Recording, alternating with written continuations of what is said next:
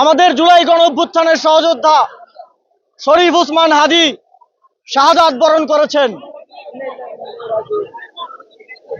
তার শাহাদাতের মাধ্যমে আবার এই বিষয়টি স্পষ্ট হলো যে আমাদের গণ অভ্যুত্থান, আমাদের লড়াই শেষ হয়নি। নিষিদ্ধ পলাতক আওয়ামী লীগ এবং তাদের বন্ধুরা হাদির খুনিদের বাংলাদেশের জনগণের কাছে হস্তান্তর না করা পর্যন্ত আমাদের এই আন্দোলন চলমান থাকবে।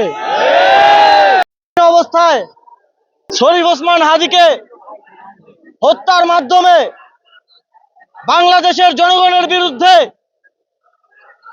যুদ্ধ ঘোষণা করেছে। তারা ভুলে গিয়েছে জুলাই গণ অভ্যুত্থানে এদেশের মানুষ রক্ত দিয়ে রাজপথ রাঙিয়েছে, কিন্তু হেরে যায়নি। তাদেরকে আবার মনে করিয়ে দিতে হবে, যদি যুদ্ধ হয়, যদি রক্ত ঝরে, তাহলে এদেশের জনগণের সাথে কেউ পারবে না। শরীফ ওসমান হাদিকে যারা হত্যা করেছে তাদেরকে অবিলম্বে বাংলাদেশের কাছে হস্তান্তর করতে হবে। যদি তাদেরকে হস্তান্তর না করা হয়, বাংলাদেশের আপামর স্বাধীনতাকামী জনগণ তাদের লড়াই কোনোভাবেই থামাবে না।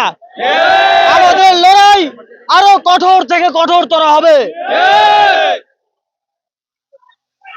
আমরা স্পষ্টভাবে বলে দিতে চাই,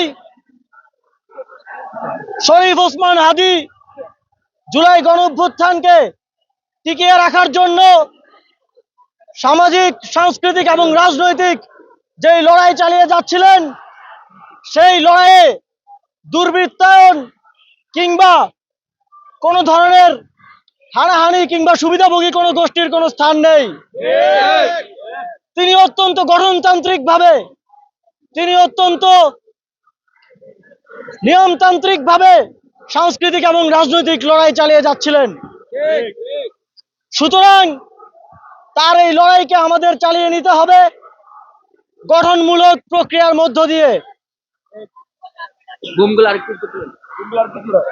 আজকে আবার জুলাই গণ অভ্যুত্থানের যে ছাত্র জনতা সবাই একত্রিত হয়েছে, আমরা সবাইকে আহ্বান জানাবো শান্তিপূর্ণভাবে এবং সংগঠিতভাবে আমাদের এই প্রতিবাদ চালিয়ে যাওয়ার।